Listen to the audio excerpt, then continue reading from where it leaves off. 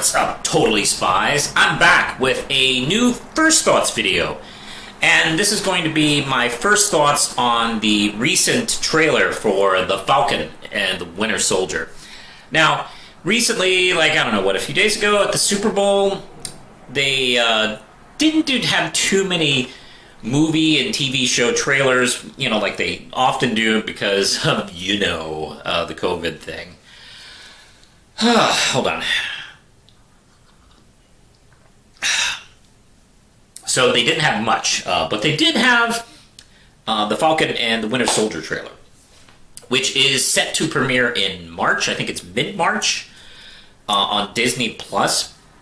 Now, I didn't really do any videos concerning WandaVision, but in the initial announcements for their Disney Plus shows, I was excited about some, and I really wasn't too excited at the announcements of WandaVision and Falcon and Winter Soldier, because, I know those characters, blah, blah, blah. Then I saw the trailer for WandaVision, I saw what they were doing, then I got very excited. And likewise for Falcon and the Winter Soldier. It was like, oh, okay, that'll probably be fun, extension of the Captain America movies. I like those films, so cool.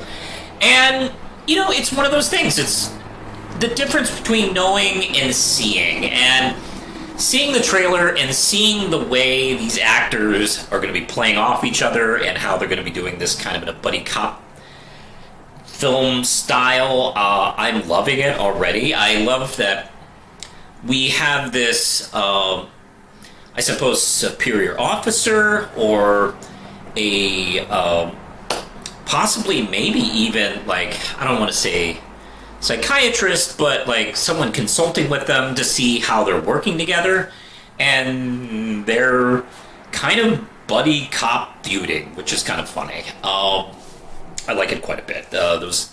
And the trailer is framed using the clips from that scene. That's very nice, and you get to see the action. The action looks great.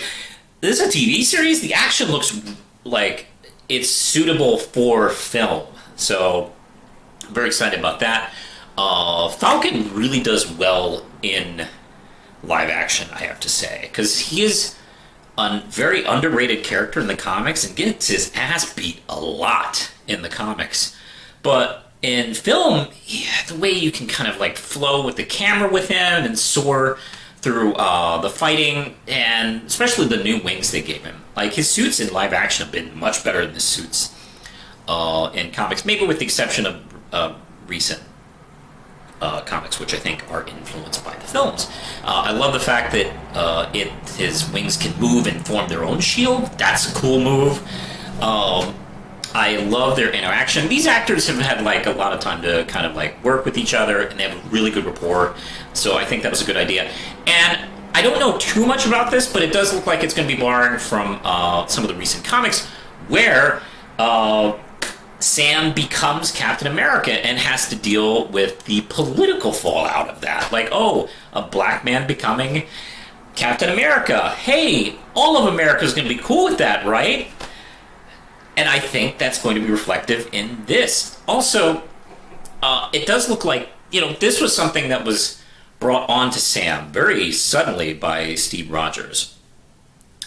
So I think probably we're going to see Sam and Bucky kind of deal with this choice, and it looks like Sam's trying to figure out if he really wants to do this, if he really wants to be Captain America. And then we have the added problems of maybe Bucky feels a little bit slighted. And, oh, hey, there's that whole racism thing of America kind of splitting on whether if they want Sam to be Captain America. And then you throw in the U.S. agent, who I'm not sure exactly what the story is going to be, but it looks like there will be those in power that want to make their own Captain America, and that's where he comes in. That's a really clever, smart use.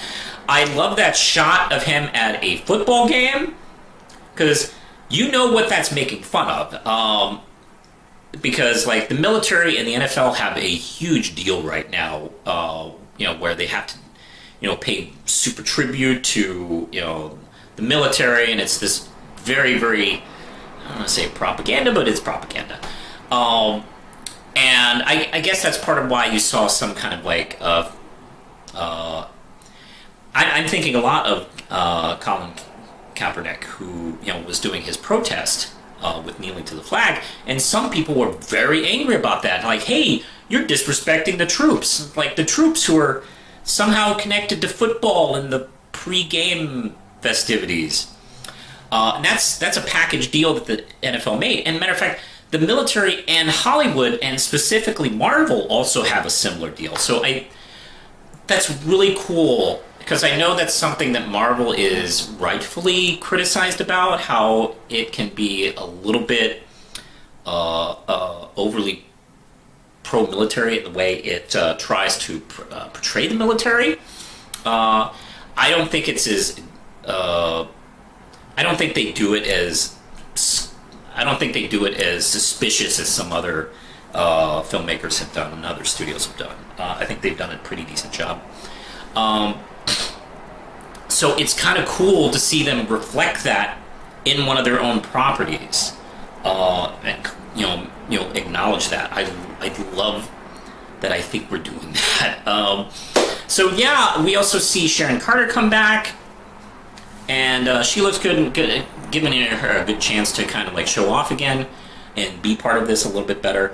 So yeah, I'm pretty excited about this, and I think this was wise to do it in this type of rollout, where WandaVision is a very unique, different David Lynch, Truman Show type of mystery, sci-fi, horror type of story, and it's very unusual compared to some of the other pieces from the MCU, and then go from that to like a more traditional Marvel Cinematic Universe like action series. That was really clever. So those who can't handle that, well, look, you got like another thing coming that's closer. So, and also it gives you a chance to miss that if you love the WandaVision thing, like I do. It gives me a chance. Like, oh, okay, good.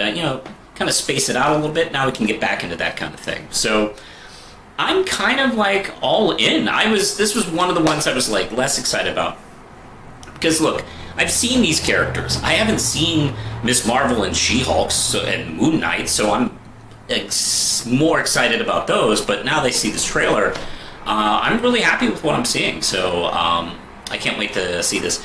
And we have a couple more episodes of WandaVision to get going with. I'm actually going to be doing a full spoiler cast after the show is done. So I'll be doing that. Let me know in the comments below if you'd rather me continue doing spoiler casts after seasons are done, or would you rather see me do reviews and videos for each episode, like I used to do with Steven Universe, for instance. You can let me know in the comments below. Also, hey, let me know what you thought of this Falcon and the Winter Soldier trailer. Did you think it was cool? Do you think the opposite? So I don't know. Let me know. And you can click like, hit the notification bell, and hit subscribe if you haven't subscribed to me. I am everywhere. I am on Facebook. I'm on Twitter. I'm on Tumblr, Instagram. Even got a TikTok. And you can support the Real Manos and my comic book company, Manos Publishing, at Patreon. Don't forget, Red Knight 5 is coming soon. As I post this, we're in the last couple days of the Kickstarter. If you haven't been able to support the Kickstarter in time, issue 5 is going to be coming out very soon. The comic is available in print and digital over at Manos Publishing. So I think that's it. I think that's enough of the rambling, so I'm going to get going. Push the button, Lindsay.